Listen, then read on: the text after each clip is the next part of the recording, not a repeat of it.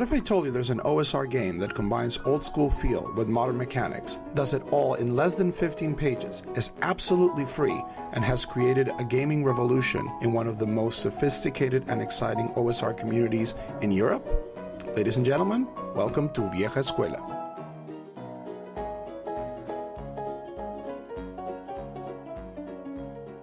Hello friends, this is DM Pablo for Rolañejo, and usually in this space we talk about English role-playing games in Spanish. Today we're going to do something different. We're going to talk in English about a game originally published in Spanish. Full disclosure, the English translation that I'm going to be showing you and reviewing, I was a translator. I get no commercial benefits, I don't get paid, I'm not being paid by the creators of the game. 8 months ago I discovered this game, fell in love with it, and said the English role-playing community really needs to find out about Vieja Escuela, and I got together with the creators and we put out the English translation. Just a week ago, a French translation came out. This game is really changing some of the OSR landscape in Spain, and it's spreading throughout Europe, and I hope that it also becomes viral in this side of the world. Without further ado, Vieja Escuela. If you're an OSR enthusiast, you will know that Spain has one of the most developed and exciting OSR communities in Europe and probably the world. If you played Adventures in Eastmark, that is a game that was developed in Spain and recently translated into English.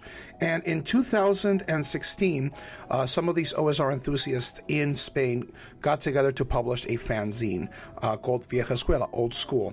The fanzine ran through 3 numbers. They're currently preparing a 4th, and it was published by the Bilbao-based company Grapas y Mapas. Grapas y Mapas means staples and maps. Really gives you that old school fanzine, do-it-yourself feeling. And it was built upon the Google Plus community of OSR players in Spain. The fanzine was quite successful, publishing first number in November of 2016, second number in February of 2017, third number in May of 2017, and in these last 2 numbers, Javier García, who goes by the nick of Private Dwayne Hicks, cabohicks, published Vieja Escuela, the role-playing game, in 2 installments in the fanzine. So this game is really coming out of the most emblematic old school environment possible, which is a fanzine driven by the internet, completely free, completely open source, and it very quickly took off.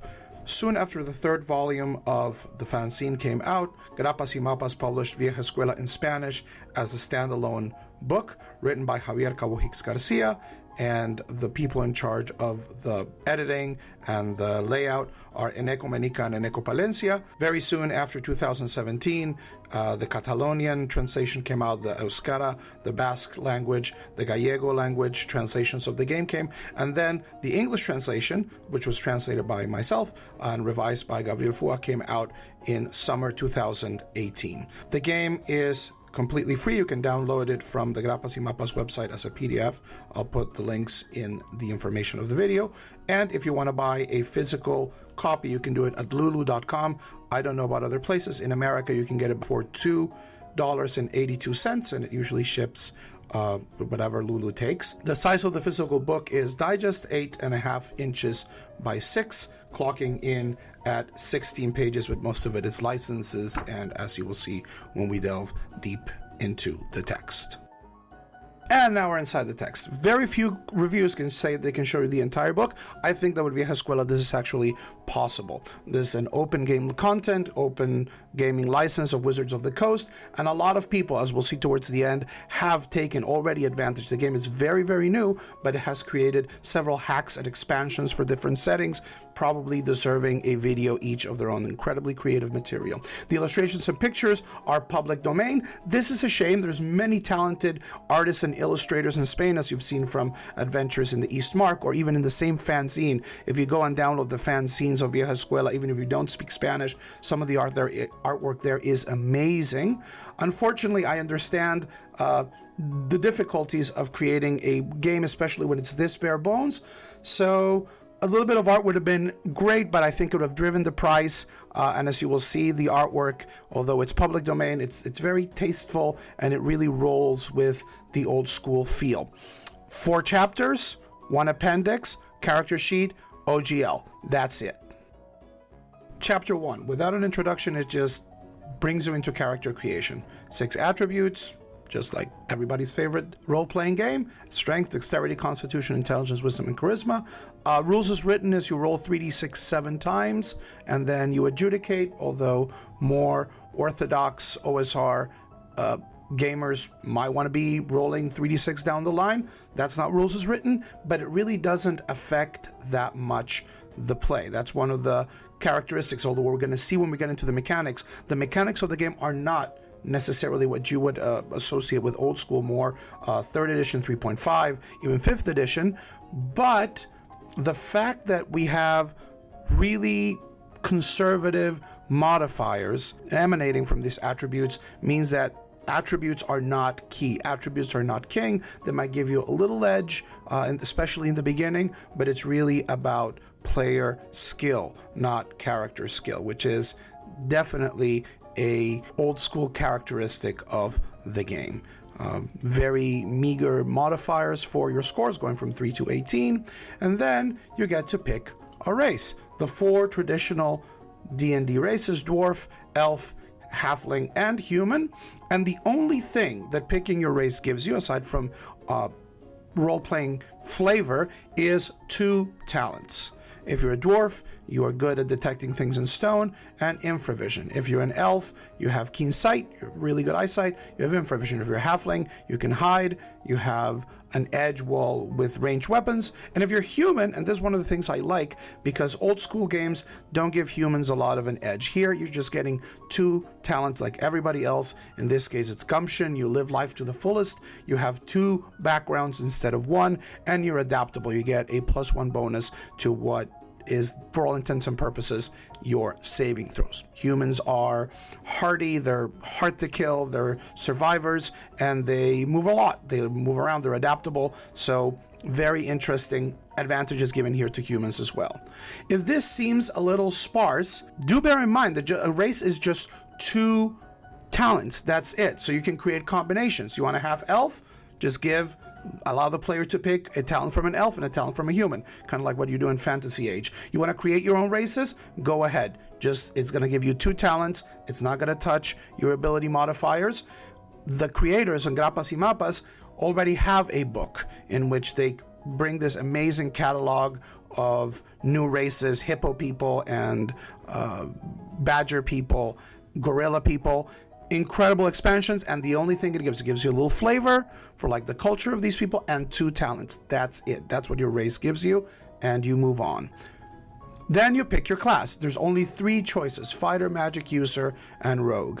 And your class offers you something very similar than your race. It gives you 2 talents. This game, like a lot of old game schools, assumes that humans are human. You're not a superhero.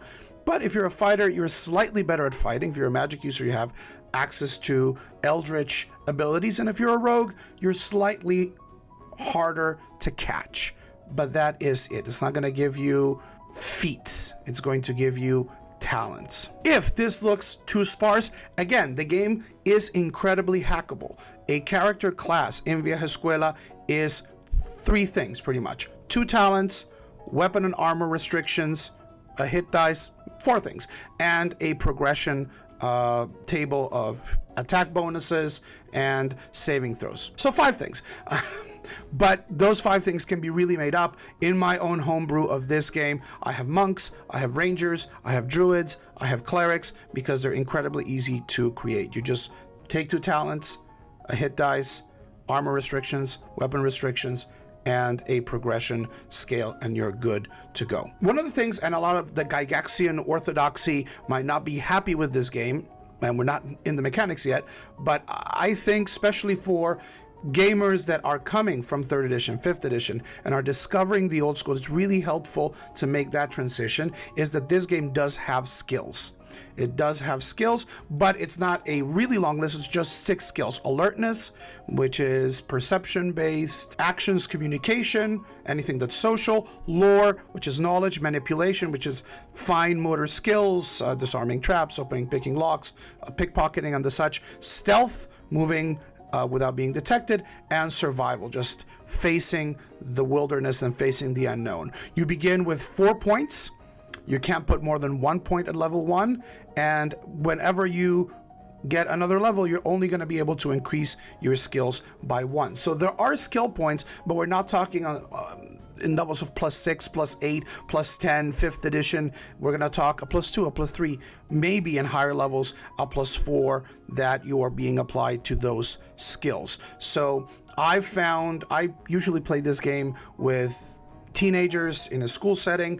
They have been exposed to 5th edition, and when you try to play something old school like 1974 D&D or one of their hacks or white box or what have you, they are very confused with the lack of skills. This is the right amount of skills, and as you'll see in the mechanic, it's very intuitive for somebody that has grown with more modern games. There's no changing dice, there's no going to a D6. It's all a D20 roll for high system. So rules is written, 3 classes. It gives you 2 talents, a hit dice, weapon and armor restrictions. Define your background, and here you allow your character to get some flavor. Maybe before I became a wizard, I was a sailor. Then I'm going to know how to pilot a ship. I'm going to know about boats. I'm going to know about maritime weather. When I am facing things from my background, I'm going to have an edge, even advantage. And this is something that really is open to adjudication. This is not like 5th edition backgrounds that give you concrete bonuses in actions and modify your equipment. This is what your character did before they became adventurers, and it might come into play and allows for flavoring the character. Although you can still build a playing character 5 minutes, 6 minutes, I don't think it would take you more. By adding this background, which has gameplay value, you are flavoring and defining something that's going to come in play. It might benefit you or might come and complicate your life. You go shopping, 3d6 times 10 gold pieces, very classic old school way of creating your arsenal. Movement is of course given in metric. When I translate it, I put it in yards, but in the original game it's in meters. And here's an example of the art. This is wood cuttings and engravings from late Renaissance books. It gives you that old school feel. Hit points, this is self-explanatory. Defense, it's ascending armor class. They just call it defense, starts at 10. When you get pieces of armor, you just increase that number. And here is a list of both racial and class-based talents. More woodcuts. And this is the last part of each class. Each class has a attack bonus and instinct. Instinct is the saving throw.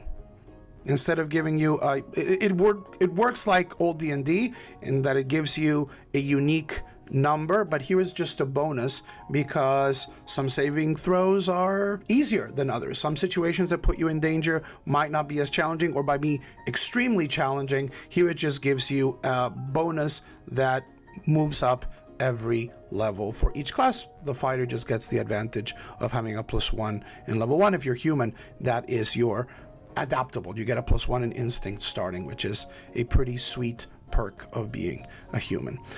You get a new talent in level 6, and you get a new background at level 11. That is how advancement works. No superheroes. If you're alive in level 11, now you for sure you're a baron, or you have your tower, and the way you express it is, well, you're now the baron of Redmore Tower. You are now the chief guild master of town X or Y. So very easy, very simple. The attacks, instincts, and magic points. I will explain this when we get to magic, because magic here is not Vancian magic.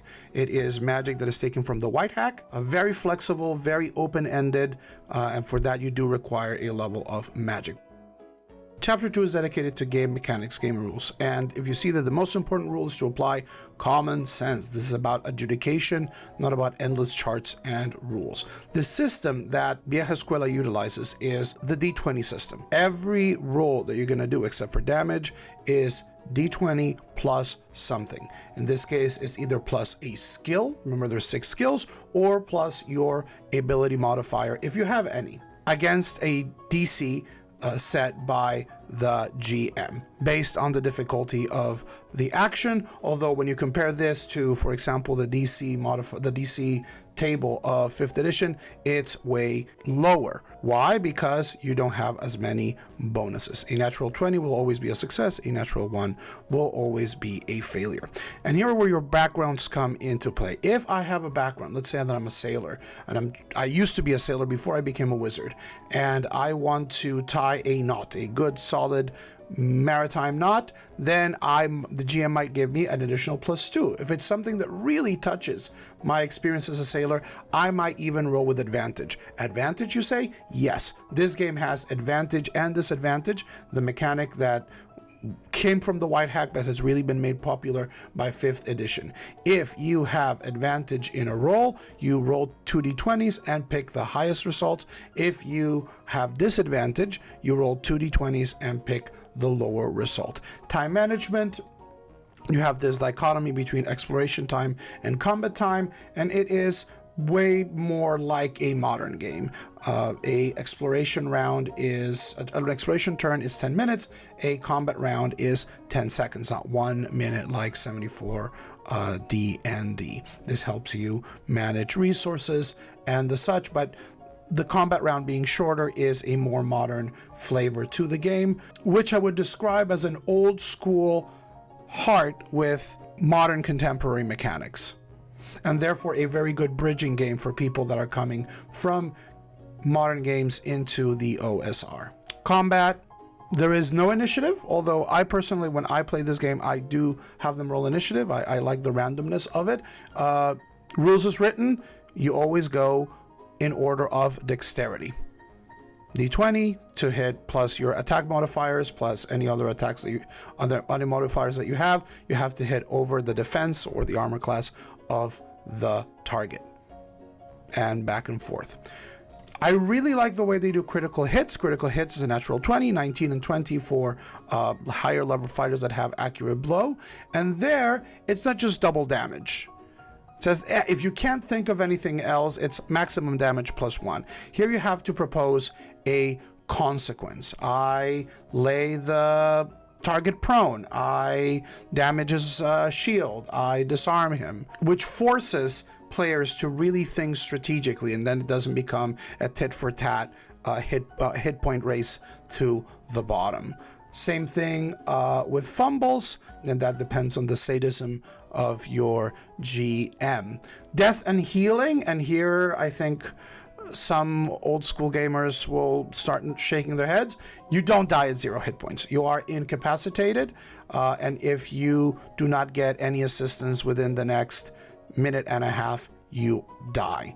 This makes the game less lethal than your average old school game, but I play with kids, I play with teenagers. This, I think, encourages cooperation. You don't leave somebody behind, you don't split the party. So I am not particularly offended by their less lethal system of hit points. Rules is written, of course. This is a very easy and hackable game. If you want to make it more lethal, you can die at 0 hit points, as in most old school games. But I think for lower level characters, it gives them a fighting chance to survive a dungeon without relying on, remember, there's no clerics. You can create a cleric. Most wizards can also do healing magic, but now you're doing double duty. If you're a wizard, you're doing both healing magic and you're the glass cannon. So it gives the wizard a rest. Saving throws are instinct rolls. You roll a d20, you add your instinct bonus and the attribute modifier for a particular peril, whether it's dodging or resisting poison. The DC for this might be slightly higher than in normal skill checks, but again, it is all depending on the adjudication ability of the GM. A very neat addition that they have mental health. They have sanity points, which are determined by the character's wisdom. Very simple system. There can be permanent loss of wisdom, permanent loss of sanity, but if you're running a game that has a darker hue. I don't, because I play with kids, but if you can certainly, from the book, you can have a Cthulhu-esque delving into mind-bending, really eldritch stuff that can hurt the characters in more than just their hit points. Leveling up, different system. This is not, we're not calculating thousands of experience points. Every game session you get between 0 and 3. Whenever you get 10 experience points, you level up. One could say this makes this game unfit for campaigns.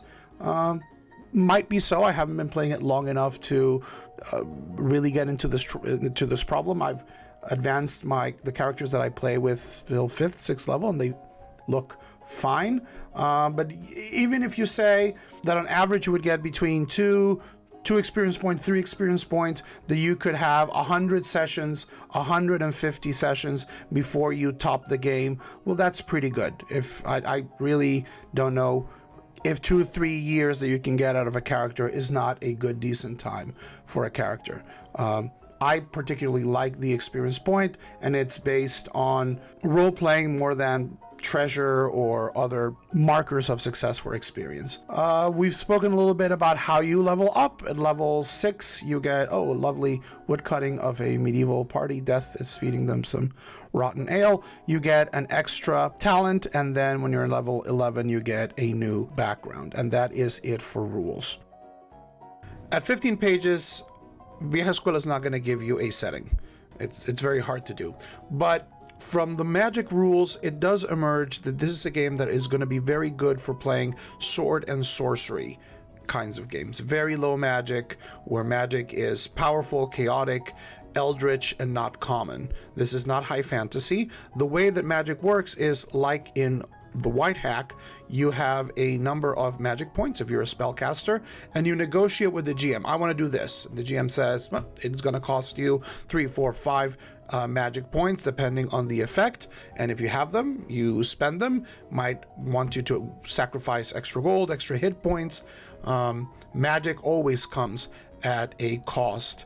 This might be a little overwhelming to beginning characters, but it's very simple to take pre-existing grimoires from other books to get an idea. Okay, Burning Hands is going to be 1 or 2 points of damage. The game gives you a reference to do 1d6 of damage. You spend 1 magic point. To cure 1d6 of damage, you spend 1 magic point. So that is a basic frame. Magical objects, this is not a world of +1 daggers. It is a game of potions, scrolls, and everything else is pretty hardcore enchanted items that require attuning, might be intelligent, might be cursed. So the magic rules don't really lend itself to playing high fantasy.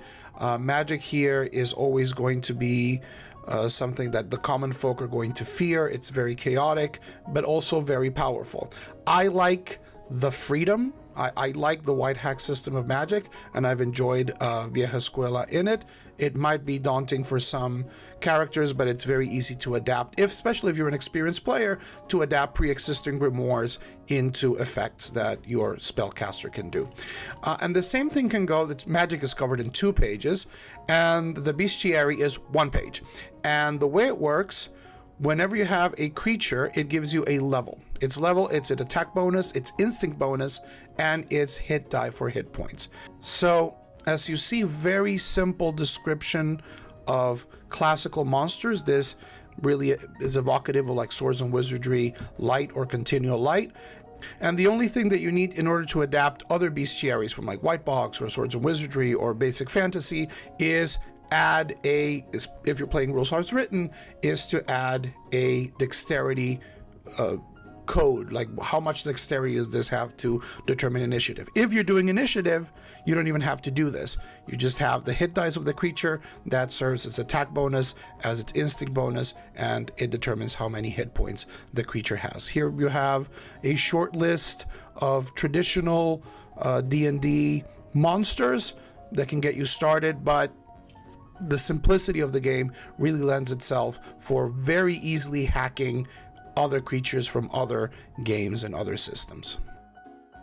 At the end, we have an appendix with the last things that we need to play. We have weapons, their damage, their cost, their range, armor, the common skill difficulties table, which is the key to understanding any modern game. If you have a D20 roll for high modern game, and again, the mechanics of Vieja Escuela are not old school, then you do need this. This gives the GM an idea of where you should put the DC for skills, for rolls. But as you see, if you compare this with 5th edition, it's going to be way lower because abilities and skills are not giving you as much of an advantage. So the rolls are scaled down.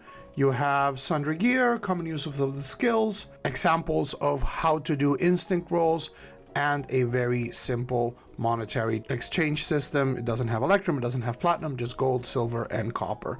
It finishes with a character sheet, no artwork, just text, and the OGL.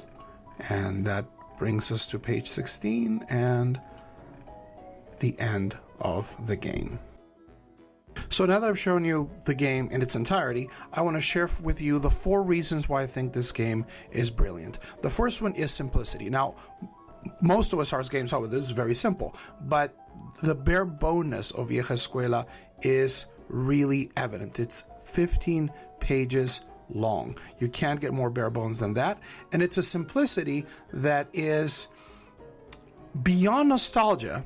It even affects the mechanics of the system. Now, some people say, I don't like it. It looks too much like 5th edition. The mechanics are too modern, but it is precisely this commitment to simplicity that makes them pick one mechanic. Okay, it's D20, roll for high. D20 plus something, roll for high, advantage, disadvantages. Those are the only 3 mechanics involved in the game, instead of, and I give you an example, when I started playing OSR games with my kids, we started with white box, and they were a little confused. When do I roll a D20? When do I roll a D6? When is it for high? When is it for low? Here, you have one mechanic that is simple and it's consistent. And this game is really worth the candle. It's going to take you half an hour to read it, and you're not going to have to invest. It's free, and the simplicity of it all just allows you to hit the ground running and start playing. It's a great intro game, especially if the GM's a little bit more experienced, but I've used it to introduce people into the hobby, and it's taken 10 minutes to explain. But it's also a great transition game for people that are coming from more modern games and want to explore the OSR. It mechanically feels very familiar because the mechanics are modern, but the feel, the philosophy, and the heart behind it is 100% old school. 2, it focuses on player ability, not character ability. You don't have legendary bonuses. Everybody's pretty much the same, with an edge here and there, different abilities, different skills. But if you are dumb, you will die. If you are not creative, you are not endowed with super powerful feats that are allowing you to survive. And this is very evident from both the description of the classes and the races. Unless you homebrew something that's going to break the game, I have found to be an incredibly stable game that really relies on player ability, not character ability. As a GM, I love that it is based on rulings, not rules. It's 3 pages of rules. 3 pages, that's all you need. You have a system, but again, I go back to that first sentence in the rule pages. The rule is common sense. Use your common sense, and this is as OSR as it gets. But probably the most enticing part of this game, it's truly a hackable game. I know that a lot of OSRs are hacks of more complicated games, but this game in itself is very hackable, and I gave some examples. You don't like the 4 races? You can create races with ease. It's 2 talents. You don't like the 3 classes that are given? You can expand on this because the elements that make up the different parts of the game are so simple. And this is something that within a year has resonated in the community that is playing this in Spain. Within a year of publication, Vieja Escuela has spawned different hacks of the game. There is Vieja Escuela Pulp to play Indiana Jones Pulp Adventures. It was published very soon after Vieja Escuela.